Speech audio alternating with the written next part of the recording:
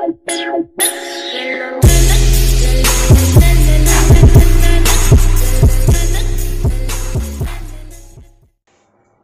to this video students. In this video we are going to solve exercise number 10.2 question number 5, 6, 7 and question number 8. सबसे पहले यहाँ पे हम देखते हैं क्वेश्चन नंबर 5. क्वेश्चन नंबर 5 आपको दिया है prove that perpendicular at point of contact to the tangent to a circle passes through the centre. ठीक है, क्वेश्चन को यहाँ पे समझ लेते हैं. क्वेश्चन आपको दिया है इस तरीके से सर्कल होता है. ठीक है, अगर ये सर्कल है और यहाँ पे आपको एक टेंजेंट दिया है. ठीक है, और ये हो जाएगा पॉइंट ऑफ कांटेक्ट. अगर उसको हम नाम दे देते हैं P. ठीक है, और इस टेंजेंट को अगर हम नाम दे देते हैं XY. ठीक है, तो इस पॉइंट ऑफ कांटेक्ट पे अगर आप इस तरीके से परपेंडिकुलर ड्रॉ करते हो तो वो सेंटर में से पास होगा. ठीक है, ये आपको यहाँ पे प्रूव करना है. अब देखो ये जो क्वेश्चन है ना, इसमें आपको डायरेक्टली ऐसे पता चल जाएगा. ठीक है, अगर आपको कोई बोले कि यहाँ टेंजेंट में से आपको परपेंडिकुलर ड्रॉ करना है तो आपको ऐसे डायरेक्टली पता चल जाएगा कि वो सेंटर में से पास होगा. ठीक है, तो इस टाइप के क्वेश्चन जब आते हैं ना तब आपको उल्टी तरीके से करना है. ठीक है, आपको ऐसा इस तरीके से लिखना है स्टार्टिंग में कि ये सेंटर में से पास नहीं हो रहा है. उल्टा सोचना है, उस तरीके से स्टेटमेंट लिखना है. फिर हमने जो उल्टा सोचा है उसको हम गलत प्रूव कर देंगे तो फिर जो ये स्टेटमेंट है वो ट्रू हो जाएगा. अब किस तरीके से करना है वो यहाँ पे हम देख लेते हैं. सबसे पहले यहाँ पे क्वेश्चन के अंदर आपको कुछ भी चीज़ें नहीं दी है कि क्या सर्कल है, उसका सेंटर कौन सा है, पॉइंट ऑफ कांटेक्ट कौन सा है, फिर टेंजेंट कौन सा है. तो सबसे पहले यहाँ पे इस तरीके से हम फिगर ड्रॉ कर देंगे और सारी चीज़ों को हम डिफाइन कर देंगे. ठीक है, यहाँ पे लिख देंगे let's take circle with centre O and tangent xy at point of contact P. ठीक है, आपको यहाँ पे बोला था कि perpendicular at point of contact, मतलब कि ये जो पॉइंट ऑफ कांटेक्ट है वहां पे परपेंडिकुलर ड्रॉ करना है. ठीक है, और किसको परपेंडिकुलर, तो to the tangent to a circle, मतलब कि सर्कल के ऊपर जो टेंजेंट है उसको परपेंडिकुलर ड्रॉ करना है और आपको प्रूव करना है कि वो सेंटर में से पास होता हो. ठीक है, तो आपके पास सबसे पहले इन्फॉर्मेशन होनी चाहिए कि सर्कल कौन सा है, फिर टेंजेंट कौन सा है. तो ऐसा इस क्वेश्चन के अंदर कुछ दिया नहीं गया था, तो इस तरीके से हम खुद से बना के आपको ये चीज़ें लिखना है. ठीक है, तो ये चीज़ें आपको बनानी आनी चाहिए, उसके लिए आपको थोड़ी सी प्रैक्टिस करनी होगी. तो अगर इस टाइप के क्वेश्चन 2-3 बार अच्छे से देखोगे और उसको लिखोगे तो आपको अच्छे से लिखना आ जाएगा. ठीक है, तो ये लिखना आना चाहिए कि एक सर्कल बनाना है जिसका सेंटर O है, जिसके ऊपर एक टेंजेंट XY है जो, और यहाँ पे पॉइंट ऑफ कांटेक्ट P है. ठीक है, फिर अब देखो यहाँ पे आपको जो प्रूव करना है वो हमें डायरेक्टली पता चल जाता है. ठीक है, कि पॉइंट ऑफ कांटेक्ट पे अगर इस टाइप से हम परपेंडिकुलर ड्रॉ करते हैं तो सेंटर में से पास होगा. तो इस टाइप के क्वेश्चन को हम कैसा करेंगे, उल्टी तरीके से लिखेंगे कि let's take perpendicular at P not passing through center. ठीक है, कि सेंटर में से पास नहीं हो रहा है ऐसा सोच लेना है, but passing through another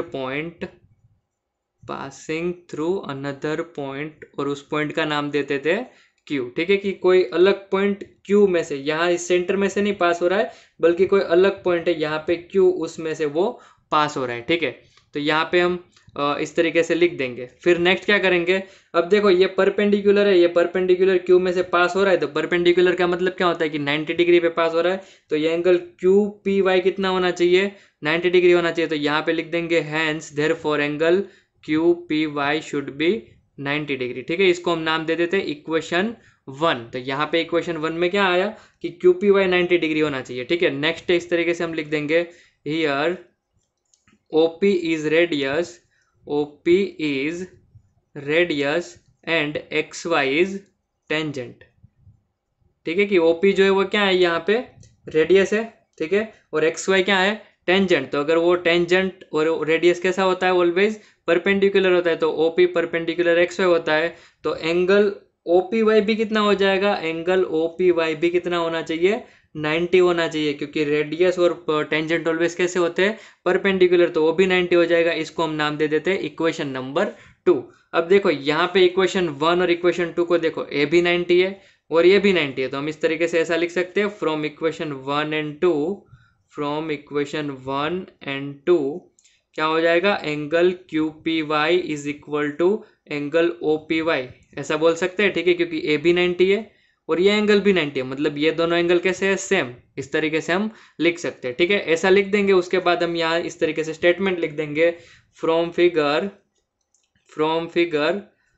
angle O P Y greater than angle Q P Y, ठीक है। फिगर में हमें क्या दिख रहा है कि जो OPY एंगल है, ठीक है, वो OPY कितना है, इतना है, ठीक है, यहाँ से लेके यहाँ तक है, जबकि QPY है वो इतना है, मतलब OPY से थोड़ा छोटा है, ठीक है। तो यहाँ पे हमें लिखना है OPY से छोटा एंगल है QPY, यहाँ फिगर से हमें ये वाला चीज पता चल रहा है, ठीक है।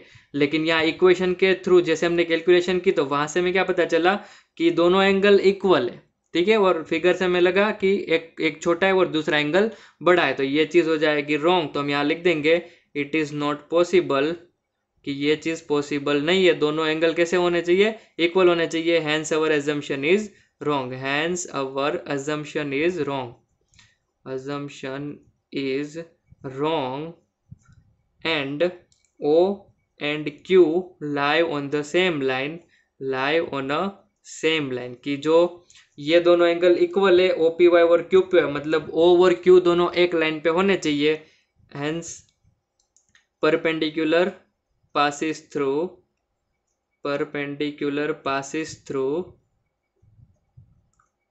center, ठीक है।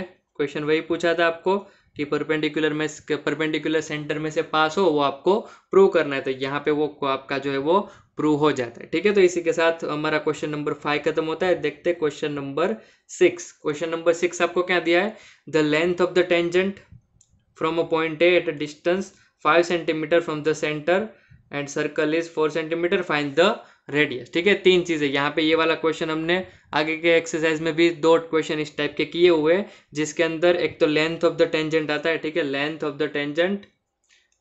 ऑफ टेंजेंट, फिर दूसरी चीज आती है डिस्टेंस फ्रॉम सेंटर, और तीसरी चीज क्या आती है, रेडियस। जब भी इस टाइप का क्वेश्चन आता है जिसके अंदर ये 3 चीजें आती है, तो आपको इस तरीके की एक फिगर ड्रॉ कर देनी है, ठीक है, ये वाली, इस और यहाँ नीचे टेंजेंट कर देना, एक सर्कल बना देना है, एक टेंजेंट बना देना है, और एक यहाँ सेंटर से इस पॉइंट का डिस्टेंस और रेडियस, ठीक है, 3 चीजें इसमें आ गई। टेंजेंट यहाँ पे, ये क्या होगा, सेंटर से पॉइंट का डिस्टेंस, और ये हो जाएगा रेडियस। इस तरीके की फिगर ड्रॉ करनी है, फिर तीनों चीजें क्वेश्चन में से आइडेंटिफाई करनी है, इसके अंदर रख देना है, और पाइथागोरस थ्योरम अप्लाई करना होता है, ठीक है। अब देखो यहाँ पे आपको क्या दिया है, अब यहाँ पे ना क्वेश्चन थोड़ा सा कंफ्यूजिंग हो जाएगा, तो यहाँ ध्यान देना है क्वेश्चन के अंदर भी कि क्या चीज आपको, कौन सी वाली चीज आपको दी हुई है, ठीक है। जैसे यहाँ पे क्वेश्चन पढ़े तो लेंथ ऑफ द टेंजेंट, ठीक है, लेंथ ऑफ द टेंजेंट मतलब कि टेंजेंट के लेंथ के बारे में बात हो रही है, फ्रॉम अ पॉइंट मतलब कि पॉइंट ए में से टेंजेंट ड्रॉ किया है, तो यहाँ पे पॉइंट ए आना चाहिए, ठीक है, उसमें से टेंजेंट ड्रॉ किया है, उसकी लेंथ के बारे में यहाँ बात हो रही है, ठीक है। अब point A at a distance 5 centimetre from the centre, अब देखो यहाँ पे बीच में 5 सेंटीमीटर आ गया, वो आपको लेंथ ऑफ द टेंजेंट नहीं ले लेनी है, ठीक है। ये 5 सेंटीमीटर आपको क्या दिया है कि point A at a distance from a centre, मतलब कि ये जो पॉइंट है उसका सेंटर से डिस्टेंस दिया है 5 सेंटीमीटर, ठीक है। तो यहाँ पे 5 सेंटीमीटर आएगा, और next of the circle is 4 centimetre, तो जो लेंथ ऑफ द टेंजेंट दिया था आपको स्टार्टिंग में, उसका जो आपको लेंथ है वो एकदम लास्ट में दिया है 4 सेंटीमीटर, ठीक है। तो यहाँ पे आएगा 4 सेंटीमीटर। तो यहाँ पे आपको क्वेश्चन पढ़ने में ध्यान देना है, या फिर और भी आपको कंफ्यूजन होती है तो आप इस तरीके से भी देख सकते हो कि ये जो 3 डिस्टेंस होते हैं 1, 2 और 3, इसमें जो ये वाला डिस्टेंस है ऑलवेज बड़ा होना चाहिए, ठीक है। अगर आपने गलती से यहाँ 4 और यहाँ 5 लिख दिया तो भी आपको पता चल जाना चाहिए कि इसमें कुछ मिस्टेक है, ये वाला जो डिस्टेंस आपको दिख रहा है वो ऑलवेज बड़ा होना चाहिए, क्योंकि वो हाइपोटेनियस है, ठीक है। अगर ये राइट एंगल ट्रायंगल बनता है तो ये हाइपोटेनियस है, और हाइपोटेनियस ऑलवेज बड़ा होता है, तो यहाँ पे बड़ा नंबर ऑलवेज आना चाहिए। अगर आपका यहाँ पे छोटा नंबर आता है तो आपको समझ लेना है कि कुछ मिस्टेक यहाँ पे हुई है, ठीक है। तो अगर इस तरीके से हो लिख देते हो, फिर आपको क्या करना है नेक्स्ट, अब यहाँ पे आपको एक चीज करनी है कि यहाँ पे जो ये वाला एंगल आता है उसको आपको 90 डिग्री प्रूव कर देना है, ठीक है। तो सबसे पहले यहाँ पे ओ नाम देते थे और यहाँ पे P नाम देते थे और यहाँ पे उसके रिलेटेड कुछ स्टेटमेंट लिख देते। Let's take circle with centre O, circle with centre O and PA is a tangent. PA यहाँ पे क्या है, टेंजेंट है। अब यहाँ पे पाइथागोरस थ्योरम अप्लाई करने से पहले आपको ये वाला जो एंगल है उसको 90 डिग्री प्रूव करना कंपलसरी है, ठीक है। और बहुत इजी चीज है उसको 90 डिग्री प्रूव करना। यहाँ पे बोल देंगे OP परपेंडिकुलर होता है PA को, ठीक है, क्योंकि OP है वो रेडियस है और P है वो टेंजेंट है। तो रेडियस ऑलवेज टेंजेंट को परपेंडिकुलर होता है, तो ये परपेंडिकुलर लिख देना है। हेंस एंगल P कितना हो जाएगा, 90 डिग्री हो जाएगा। और जैसे ही 90 डिग्री हो जाता है तो यहाँ पे पाइथागोरस थ्योरम अप्लाई कर देना है। इस तरीके से लिख देना है, in triangle OPA angle P is equal to 90 degree. तो according to Pythagoras theorem, Pythagoras theorem के अकॉर्डिंग क्या होगा, ये वाला जो स्क्वायर, ठीक है, यहाँ पे 90 डिग्री होगा तो उसके ऑपोजिट में जो साइड आती है उसको एक साइड रखेंगे, तो यहाँ पे आएगा OA का स्क्वायर और इज इक्वल टू करके जो दो साइड होती है जो 90 डिग्री को टच करती है उसको दूसरी साइड रखेंगे, ठीक है। तो यहाँ पे आ जाएगा OP का स्क्वायर और यहाँ पे प्लस करके PA का स्क्वायर, ठीक है। एक साइड राइट हैंड साइड में दो साइड आएगी, ठीक है, जो 90 डिग्री को टच कर रही है, और लेफ्ट हैंड साइड में ओनली वन साइड आएगी जो 90 डिग्री के ऑपोजिट में, जो 90 डिग्री को टच नहीं कर रही है, ठीक है। और सभी साइड का आपको स्क्वायर लिखना है। नेक्स्ट यहाँ पे क्या होगा, OA आपको क्या दिया है यहाँ पे 5, तो यहाँ पे लिख देंगे 5 का square is equal to OP, यहाँ पे फाइंड करना है तो वहां पे लिख देंगे OP का स्क्वायर प्लस आपको यहाँ पे PA दिया है 4, तो वहां पे लिख देंगे 4 का स्क्वायर। यहाँ हो जाएगा 25 is equal to OP square plus 4 square हो जाएगा 16, फिर 16 इस साइड आएगा तो 25 माइनस 16 हो जाएगा 9 is equal to OP square. तो यहाँ पे OP मिल जाएगा 3 सेंटीमीटर, ठीक है। यहाँ पे OP का स्क्वायर रूट करें, इसका स्क्वायर रूट करेंगे तो OP मिल जाएगा, और 9 का स्क्वायर रूट करेंगे तो 3 मिल जाएगा, तो OP यहाँ पे में मिल जाएगा 3।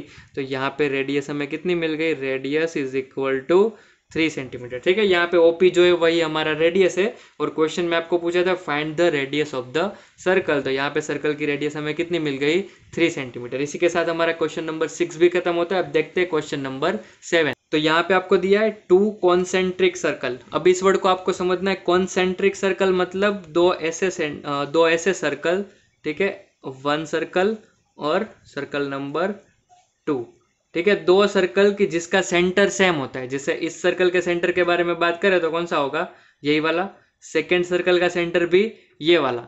तो दो सर्कल के अगर सेंटर सेम होते हैं, ठीक है, 2 circles which are having a same centre are called concentric circle, ठीक है। तो यहाँ पे इन दोनों सर्कल को हम क्या बोलेंगे, कॉन्सेंट्रिक सर्कल। उनके बारे में आगे क्या बोला है, तो 2 concentric circle are of radius 5 centimetre and 3 centimetre. अब कॉन्सेंट्रिक है मतलब दो सर्कल होने चाहिए, ठीक है, दो सर्कल सेम सेंटर वाले होने चाहिए, जिसमें से एक सर्कल छोटा होगा दूसरा सर्कल बड़ा होगा। तो यहाँ पे 2 रेडियस दी है, तो यहाँ पे बाहर वाला सर्कल है वो बड़ा होगा तो उसकी रेडियस हो जाएगी 5, और अंदर वाला रेडियस है वो अंदर वाला सर्कल है वो छोटा होगा तो उसकी रेडियस हो जाएगी 3 सेंटीमीटर, ठीक है। नेक्स्ट आपको क्या दिया है, find the length of the code, कि आपको कोड की लेंथ फाइंड करनी है, ठीक है।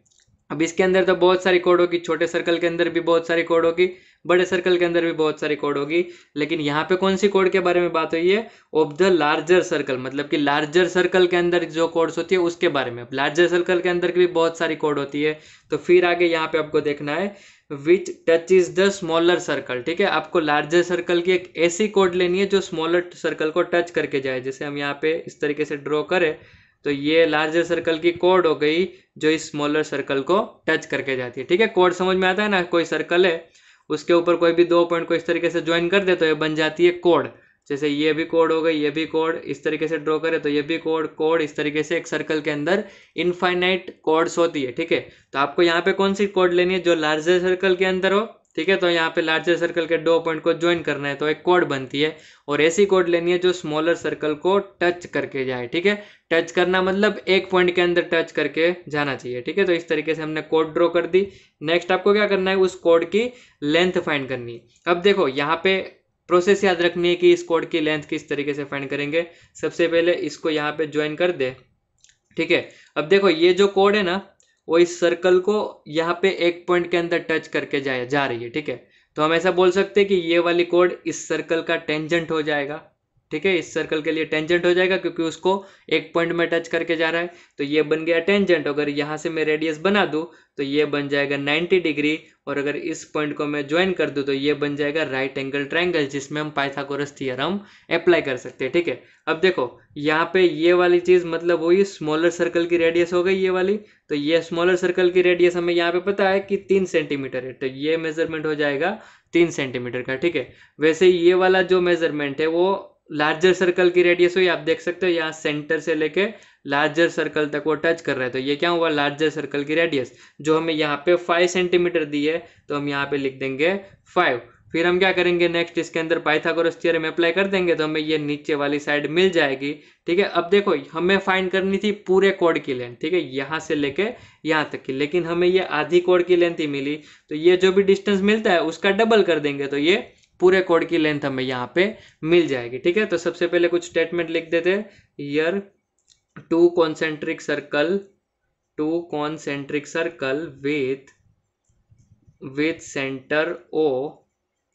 with center O and larger chord of a larger circle, chord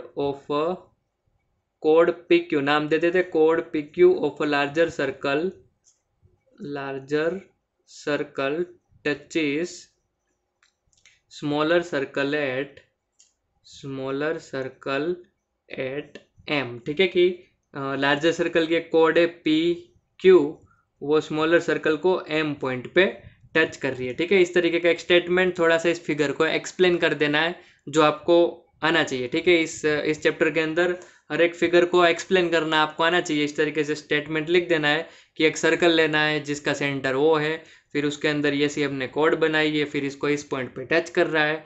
ऐसी सिंपल चीज़ें आपको लिखनी है, ठीक है। अब नेक्स्ट क्या करेंगे, तो यहाँ लिख देंगे here O M perpendicular to P Q, ठीक है। यहाँ पे आपको पता चल गया कि यहाँ पे पाइथागोरस थ्योरम अप्लाई करना है, तो यहाँ पे मैं 90 डिग्री प्रूव करना होगा। तो यहाँ पे 90 डिग्री प्रूव करने के लिए हम ये रेडियस और ये टेंजेंट, तो O M perpendicular P Q लिख देंगे। तो यहाँ पे एंगल ओ एम क्यू कितना हो जाएगा, 90 डिग्री, ठीक है। अब यहाँ पे पाइथागोरस थ्योरम अप्लाई करेंगे तो इसका और इसका मेजरमेंट पता होना चाहिए। तो सबसे पहले हम यहाँ पे लिख देंगे here O M is equal to 3 centimetre and O Q is equal to 5 centimetre, ठीक है। ओ एम मतलब क्या है, स्मॉलर सर्कल की रेडियस। ओ क्यू मतलब यहाँ से दिख रहा है लार्जर सर्कल की रेडियस है, जो हमें यहाँ स्टार्टिंग में रेडियस दी हुई है। जैसे यहाँ पे आप देख सकते हो कि 2 concentric circle are radius 5 centimetre and 3 centimetre, मतलब बड़े सर्कल की रेडियस 5 सेंटीमीटर हो जाएगी और छोटे सर्कल की रेडियस 3 सेंटीमीटर हो जाएगी, ठीक है। तो यहाँ मेजरमेंट लिख देंगे। फिर यहाँ लिख देते हैं इन ट्राइंगल कौन सा ट्राइंगल बन रहा है, ओ एम क्यू। तो यहाँ नाम लिख देंगे in triangle O M Q angle M is equal to 90 degree की। एंगल एम जो है वो 90 डिग्री का बन रहा है। तो according to Pythagoras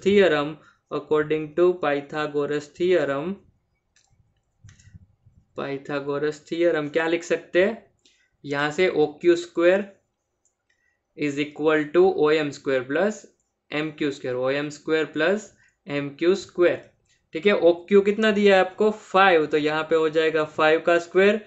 O M आपको 3 दिया है तो 3 का स्क्वायर। एम क्यू आपको फाइंड करना है तो एम क्यू का स्क्वायर रहने देंगे। ये हो जाएगा 25, ये हो जाएगा 9 प्लस एम क्यू स्क्वायर, फिर 25 और 9 इस साइड आएगा तो 16 is equal to M Q square. और यहाँ पे एम क्यू हमें कितना मिल जाएगा, यहाँ पे स्क्वायर रूट निकाल दे तो एम क्यू बन जाएगा 4 सेंटीमीटर, ठीक है। अभी हमें एम क्यू मिला, एम क्यू जो है वो आधा मिला, ठीक है। अभी हमें पूरे कोड का लेंथ फाइंड करना है, पूरी कोड मतलब पी से लेके क्यू तक का, लेकिन हमें कितना मिला एम क्यू, मतलब एम से लेके क्यू तक का अभी आधा मिला, ठीक है। तो इसका डबल करना होगा। अब देखो यहाँ पे हम डायरेक्टली ऐसा डबल करके नहीं लिख सकते, ठीक है। हमें कुछ रूल बताने होंगे कि क्यू जो पी क्यू है, ठीक है, ये P Q O Q M Q का डबल क्यू है, ऐसा आपको बताना है, ठीक है।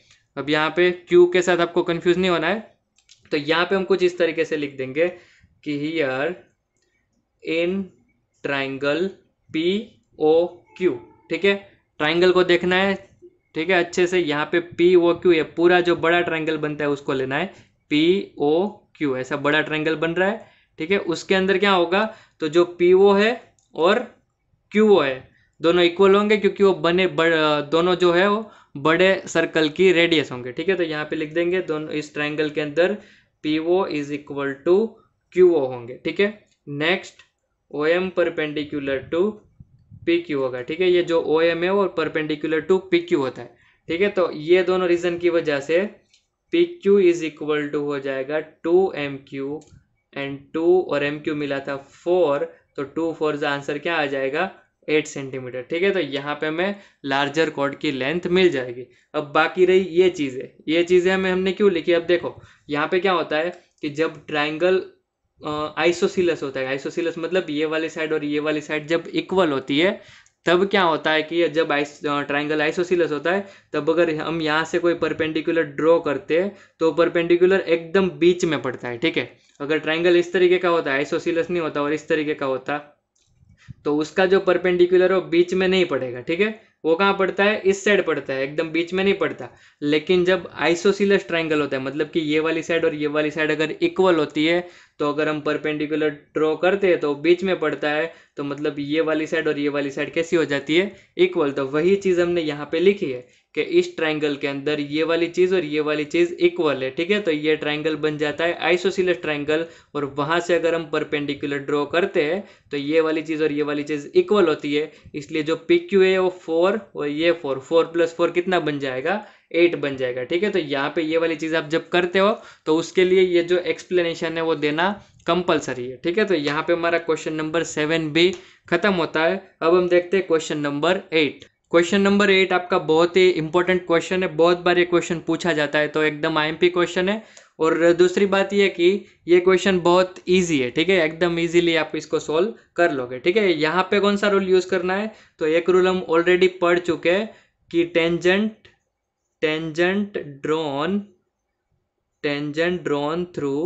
ड्रॉन थ्रू या फिर ड्रॉन फ्रॉम एक्सटर्नल पॉइंट या फिर एक्सटीरियर पॉइंट आर इक्वल। ठीक है, कि हम बाहर के पॉइंट में से अगर दो टेंजेंट ड्रॉ करते हैं, ठीक है, ये अगर सर्कल है, बाहर का पॉइंट है, वहां से इस तरीके से दो टेंजेंट ड्रॉ करे तो दोनों टेंजेंट की लेंथ क्या हो जाती है, इक्वल हो जाती है। ठीक है, यही रूल इसके अंदर यूज करना है। ठीक है, जैसे यहाँ पे आप इस फिगर को देखोगे, ठीक है, तो यहाँ पे क्या हो रहा है कि ये A पॉइंट है बाहर, वहां से एक और दो टेंजेंट ड्रॉ हुए, फिर B पॉइंट में से एक और दो टेंजेंट ड्रॉ हुए, फिर C पॉइंट में से भी एक और दो टेंजेंट है, फिर D पॉइंट में से एक और दो टेंजेंट यहाँ पे ड्रॉ किए हुए। ठीक है, यहाँ पे बाहर 4 पॉइंट है, 1 2 3 और 4, और 4 पॉइंट में से दो दो टेंजेंट इस तरीके से ड्रॉ किए है। ठीक है, अब यहाँ पे क्या होगा कि A पॉइंट में से जो दो टेंजेंट है AS और AP दोनों इक्वल हो जाएंगे। इस रूल के अकॉर्डिंग ये दोनों इक्वल हो जाएंगे, AP is equal to AS होना चाहिए। ठीक है, फिर BP is equal to BQ होना चाहिए, फिर CQ is equal to CR होना चाहिए, और DR is equal to DS इस तरीके से होना चाहिए। ठीक है, अब नेक्स्ट यहाँ पे क्वेश्चन क्या पूछा है कि अगर quadrilateral ABCD is drawn to circumscribe a circle, मतलब कि क्वाड्रिलेटरल के अंदर इस तरीके से अगर सर्कल आता है तो आपको प्रूव करना है कि AB plus CD is equal to AD plus BC। अब देखो यहाँ पे आप AP is equal to AS भी लिख सकते हो। ठीक है, AP is equal to AS भी लिख सकते हो, या फिर AS is equal to AP भी लिख सकते हो। ठीक है, AP is equal to AS लिखो या फिर AS is equal to AP लिखो, दोनों एक ही चीज है। ठीक है, लेकिन आपको यहाँ पे ये चीज याद रखनी है कि जो चीज आपको यहाँ पे प्रूव करनी है, ये वाली चीज आपको प्रूव करनी है, उसके अंदर AB और CD, ये दो चीजें AB और CD वो लेफ्ट हैंड साइड में आ रही है। ठीक है, मतलब कि AB और CD लेफ्ट हैंड साइड में आ रही है, तो फिर उसके अंदर के जो पार्ट्स आते हैं उसको हमें लेफ्ट हैंड साइड में रखना है। ठीक है, जैसे देखो अगर आप AP is equal to AS लिखते हो, ठीक है, तो AP देखो किसका पार्ट है, AP AB का पार्ट है।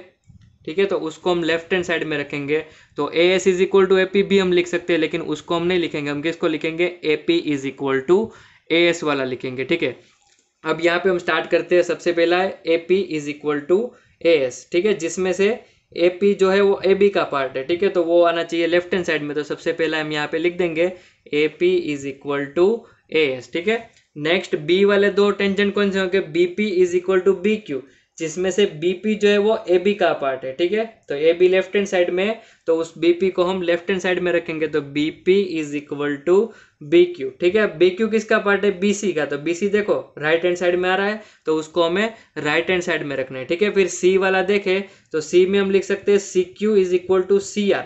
अब CQ देखो तो किसका पार्ट है? BC का, तो BC किस साइड आ रहा है? राइट हैंड साइड में, तो CQ आना चाहिए राइट हैंड साइड में। और CR देखो CD का पार्ट है, ठीक है, तो CD लेफ्ट हैंड साइड में, तो CR भी कहाँ आना चाहिए?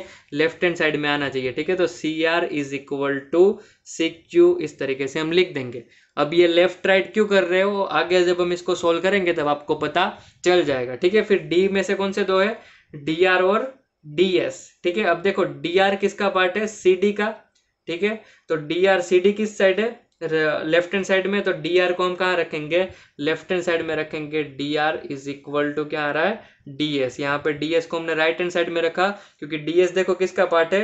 AD का, और AD कहाँ पे है? राइट हैंड साइड में। अब क्या करना है, ये जो चार इक्वेशन बनते हैं, इक्वेशन 1, इक्वेशन 2, इक्वेशन 3 और इक्वेशन 4, उन चारों को ऐड कर देना है, ठीक है। तो यहाँ पे लिख देंगे ऐड इक्वेशन 1, 2, 3, 4, या फिर ऐड ऑल दी इक्वेशन, ऐसा भी लिख सकते हैं। तो यहाँ पे ऐड करेंगे तो लेफ्ट हैंड साइड सारी लेफ्ट साइड में ऐड होगी, तो ये चारों साइड लेफ्ट हैंड साइड में है, तो वो यहाँ पे लेफ्ट हैंड साइड में ऐड हो जाएगी। AP plus BP plus CR plus DR, ठीक है। फिर इक्वल टू, तो इक्वल टू और राइट हैंड साइड सारी राइट हैंड साइड में ऐड होगी, तो AS plus BQ plus CQ plus D, ठीक है। अब नेक्स्ट क्या होगा, अब देखो यहाँ पे AP प्लस BP, ठीक है, यहाँ पे AP प्लस BP है। यहाँ पे आप देखोगे तो ये AP मतलब इतना, और BP मतलब इतना। अगर इन दोनों को ऐड कर देते, ठीक है, इतना प्लस इतना कर देंगे तो ये पूरी लाइन बन जाएगी, और इस पूरी लाइन का नाम क्या हो जाएगा? AB हो जाएगा, ठीक है। तो AP प्लस BP क्या हो जाएगा? AB हो जाएगा।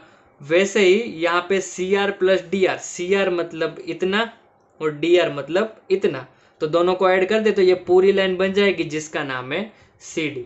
अब देखो यहाँ पे देखते, यहाँ पे हमने देखा था ना कि इसको जब आप लिखते हो BP is equal to BQ, तब आपको ध्यान देना है कि BP किसका पार्ट है? तो BP यहाँ पे AB का पार्ट है, तो AB यहाँ लेफ्ट हैंड साइड में है, तो उसको आपको लेफ्ट हैंड साइड में ही लिखना है, ठीक है। यहाँ पे BQ is equal to BP आपको नहीं लिखना है। अब क्यों नहीं लिखना है, तो यहाँ से हम समझते हैं। सपोज कि आपने यहाँ पे BQ को इस साइड लिख दिया होता, ठीक है, तो यहाँ पे क्या आता? यहाँ पे BQ आ जाता, ठीक है। यहाँ पे BQ आता तो AP प्लस BQ, तो AP यहाँ पे है और BQ यहाँ पे है, तो दोनों ऐड होके कुछ भी नहीं बनता। तो जो चीज़ हमें यहाँ पे प्रूव करनी थी वो हम यहाँ पे प्रूव नहीं कर पाते, ठीक है। इसी वजह से आपको ये चीज़ ध्यान रखनी है कि ये जब इक्वेशन आप लिखते हो तब कौन सी चीज़ आपको किस साइड लिखनी है, ठीक है। वैसे ही देखो यहाँ CR plus DR is equal to CD हो गया, तो उसमें भी ऐसा ही आप समझ सकते हो। नेक्स्ट अब ये वाली चीज़ देखेंगे तो यहाँ पे AS प्लस DS, ठीक है, ये दोनों ऐड होंगे। अब यहाँ पे बाजू बाजू वाले ऐड नहीं होंगे, तो AS प्लस DS, यहाँ पे देखो AS कहाँ पे है? ये वाला, और DS मतलब ये वाला, दोनों को ऐड करेंगे तो क्या बन जाएगा?